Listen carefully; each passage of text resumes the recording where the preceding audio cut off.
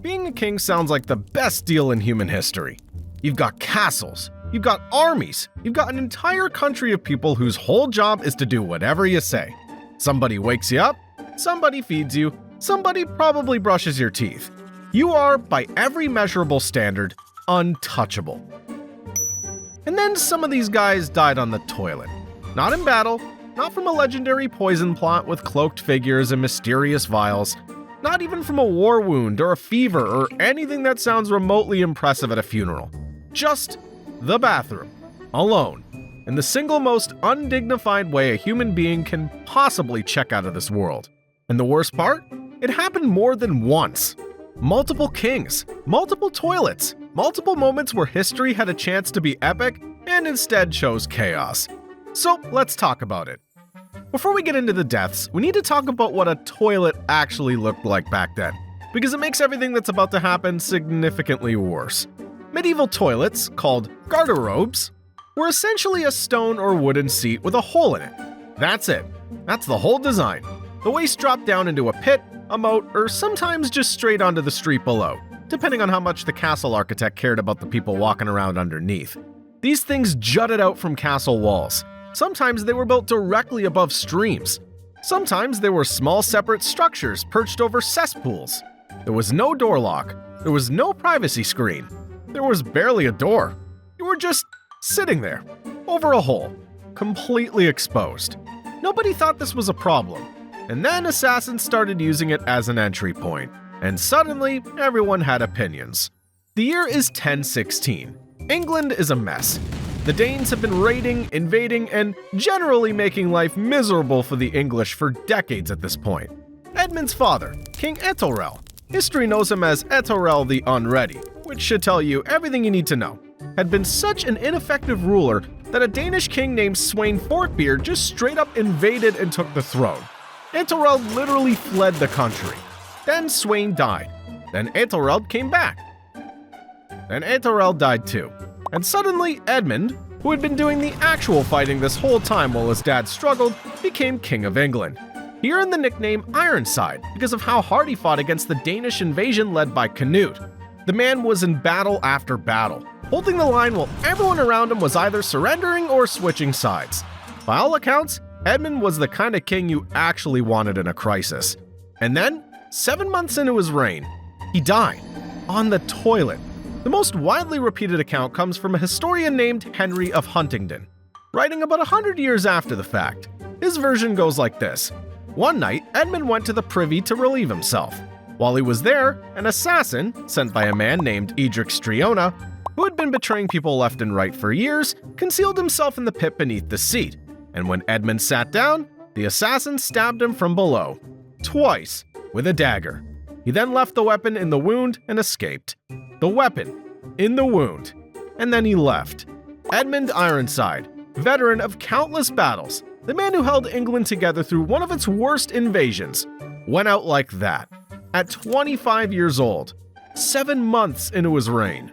Now, historians will tell you this story is disputed. There's no solid contemporary evidence. Edmund may have died of wounds from battle, or illness, or just the general chaos of being a medieval king. But here's what's interesting.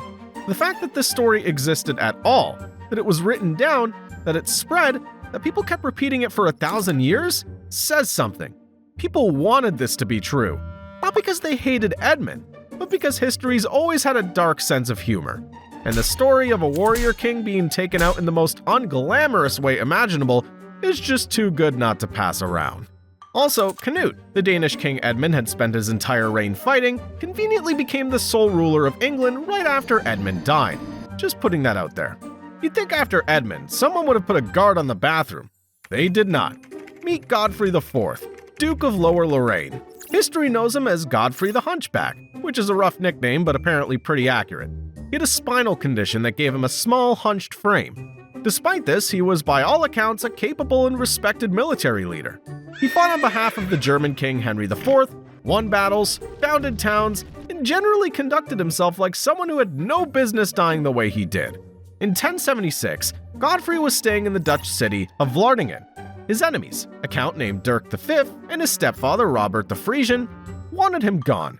So they hired an assassin. The assassin figured out which latrine Godfrey used. He located the pit beneath it, and then he did what assassins in this era apparently just kept doing. He waited down there and attacked from below. Godfrey survived the initial attack, which feels both lucky and also extremely unlucky given what we're describing. He was stabbed in a very specific and deeply unpleasant place.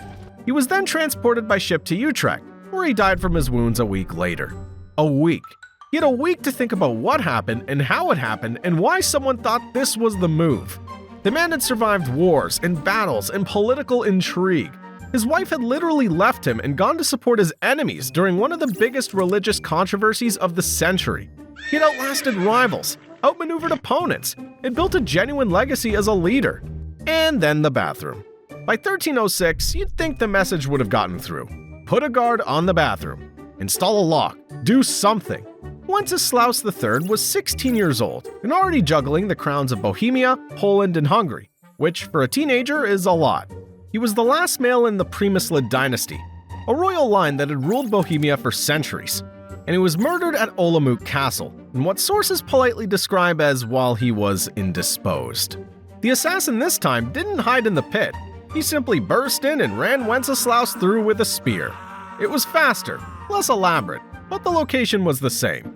With Wenceslaus gone, the entire Premyslid dynasty, generations of kings, ended. Just like that. The last member of one of medieval Europe's most powerful royal families, killed at 16 in a castle bathroom, before he'd even finished consolidating his three kingdoms. Historians don't know who actually ordered the hit. The most popular theory points to a Polish rival named Władysław, which is a name that sounds like someone aggressively typing on a keyboard, who was worried about Wenceslaus's territorial ambitions, but it was never proven. The killer was never caught. What's certain is that Wenceslaus III was the end of a dynasty, and that dynasty ended in a garderobe. Now, George II didn't get assassinated. His was a different kind of toilet death. Arguably more relatable, arguably more tragic, definitely more awkward to put on a plaque. At nearly 77 years old, George II was one of the longer reigning British monarchs of his era. He had beaten back rebellions, won wars against the French, expanded the British Empire to a ridiculous degree, and outlived most of his contemporaries. By October of 1760, he was old but still sharp, still active, still following his notoriously rigid daily routine. That routine, according to his German valet, went exactly the same way every single morning. Wake up at 6, drink his chocolate, check the time, handle correspondence, and then, at 7:15, retire to a small private room. On the morning of October 25th, 1760, George followed his routine exactly. He went to his private room at his usual time, and then his valet heard a loud thud from behind the door. He found the king collapsed on the floor. The cause of death was an aortic dissection. Essentially, the main artery from his heart had torn. It was brought on, doctors believed, by the physical strain of the moment.